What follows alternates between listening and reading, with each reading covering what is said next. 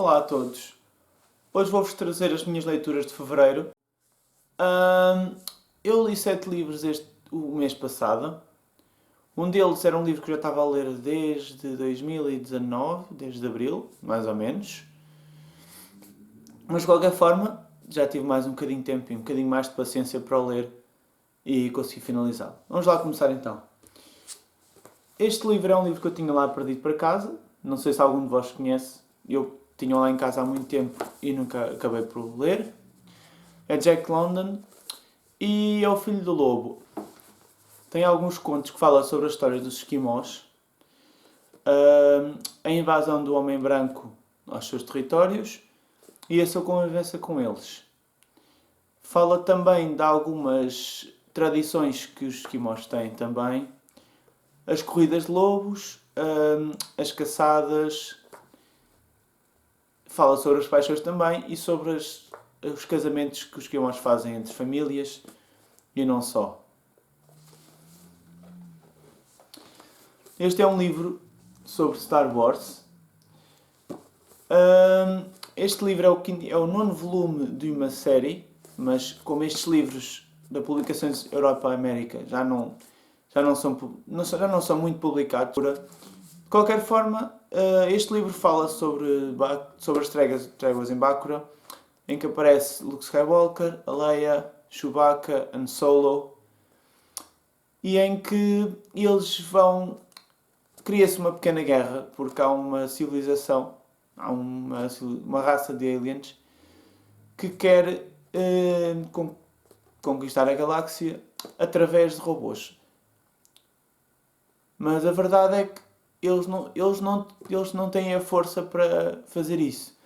Então precisam de outro material. Nesse caso, o material humano queria dar força a isso. Este livro, dos poucos que eu li até hoje de Star Wars,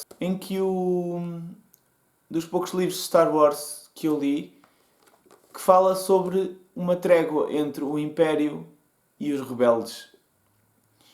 De facto, é uma coisa que nós não se vê muito nos livros. De facto, o Império e os rebeldes são totalmente contrários um com o outro. Mas se nós, aqui no livro, conseguimos notar que há certas coisas que eles ajudam-se, mas tal como o Império é, não é? Quando já não precisa da ajuda, vai renegar e vai lixá-los, digamos. O próximo livro que vou falar é A Ciência e Magia em Harry Potter. Roger Ifield é um investigador e ele, tal como é um grande fã de Harry Potter, ficou curioso como é que as vassouras levitavam, como é que eles faziam as poções. Está bem que isso é a alquimia, mas como é que algumas poções faziam os efeitos que faziam. Algumas coisas que é magia, mesmo magia pura. Ilusão também. Como é que aquelas criaturas existiam, tal como o hipogrifo. Digamos que ele baseia-se em vários estudos, vários artigos, várias pesquisas que fez e consegue encontrar alguns recursos para descobrir que essas criaturas podem descender de outras. Ou que eles foram buscar ideias a outros animais que já teriam aquelas características, mas que podem já ter existido de facto. Não é uma coisa totalmente real, mas são pequenas adaptações. Mas de qualquer forma, é um livro interessante. Tem 2 partes. Uma é sobre a magia e depois a outra vai ser sobre a ciência. Ou seja, ele conseguiu descobrir a ciência através disto tudo e conseguiu descobrir algumas das coisas que a magia explica, de facto. Porque a magia, as levitações, podem estar relacionados com a teoria da relatividade ou outras quaisquer. Portanto, aí conseguimos ver várias coisas. Temos aqui um livro que a Ana Rita Martinho, da Palavras Armadas, me recomendou, que é Fala-me do Dia Perfeito. Já estou para ler este livro de Jennifer Niven há algum tempo. E agora vai sair um filme também, All the Bright Places. É verdade que é uma adaptação do livro. O livro fala sobre um rapaz um bocadinho peculiar e que está no secundário, estão mesmo no último ano, no high school, e que está quase a ir para a faculdade, e que tem um problema. Pronto. Esse problema, ele tem mudanças de humor, tem reações estranhas, que toda a gente iria estar estranho. Às vezes quer estar sozinho, por exemplo. Coisas normais, todos nós sentimos um bocadinho isso. Tendo ou não tendo problemas. O que acontece é que ele conhece uma rapariga e essa rapariga vai fazer com que ele entenda que a vida não é só... Ele não precisa estar sozinho, ele consegue viver a vida com alguém e acaba por ir descobrir aquela zona de onde ele vive com ela e consegue conhecer vários locais. Locais que ele próprio não conhecia ou que achava que eram muito banais. Este romance vale muito a pena de ler. Inclusive, eu já li o livro, agora falta-me ver o filme. E penso que vai estar muito interessante. Este próximo é o Renascença. É o primeiro livro da adaptação do Assassin's Creed. Conta a história de Ezio, que tem uma família que são assassinos, não é verdade? Mas que ele próprio não sabe, ele só acaba por descobrir a certa parte no livro. Porque isto sendo uma adaptação do jogo, no jogo ele já sabe, nós avançamos logo para saber que ele é... Passamos quase logo pelo assassino. Não passa muito essa história, passa pouco. E o que acontece é que ele aqui, o livro, retrata um bocadinho da história antes de ele sequer saber disso. Enquanto ele tinha a sua vida pacata, ele já tinha as habilidades, mas não tinha a forma de pensamento, não sabia que havia realmente traidores em certas partes de Veneza. Por exemplo, e aqui eles desmistificam muitos dos mistérios que eles falam na série e nos livros. Porque é assim, este Assassin's Creed são baseados em factos históricos, mas nem todos são reais ou fictícios.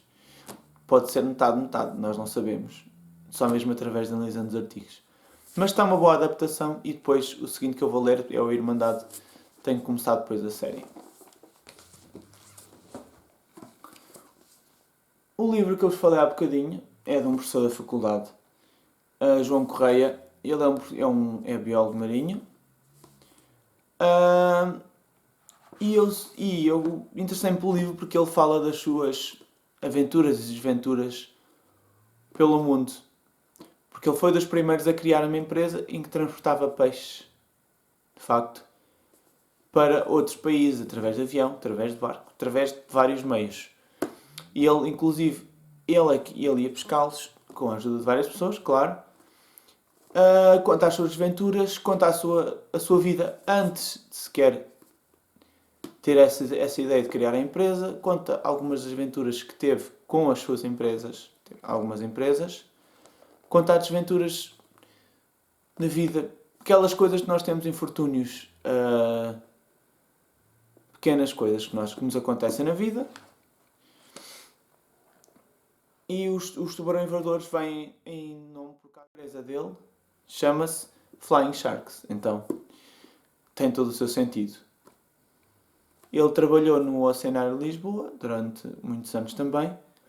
E mais tarde é que ele foi convidado para vir dar aulas aqui para a escola. Mas creio que seja um bom professor porque toda a gente fala bastante bem dele. Este é o último livro que eu vos vou apresentar. A Padeira de Alves Barrota. Maria João Lobo de Carvalho, já reparei que ela tem mais alguns livros que falam sobre algumas personagens históricas e falam sobre Portugal, principalmente. Sim, é um livro um bocado maçudo, mas ele explica-nos vários factos históricos que se calhar nenhum de nós sabia.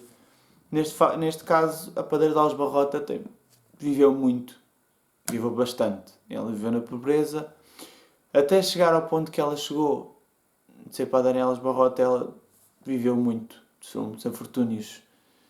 Teve que dar muitas voltas pelo país. Isto porque esta história, o livro retrata também dos reis da altura. Dom Fernando IV, Dona Leonor, Dona Beatriz. E aqui conseguimos desmistificar ela conseguiu desmistificar alguns dos mitos que nós às vezes temos dos reis e das histórias da padeira. Porque contam-se muitas histórias em que ela prendeu sete espanhóis estavam no forno dela e ela acabou por os queimar. Mas a verdade é que ela foi uma salvadora deste país na guerra.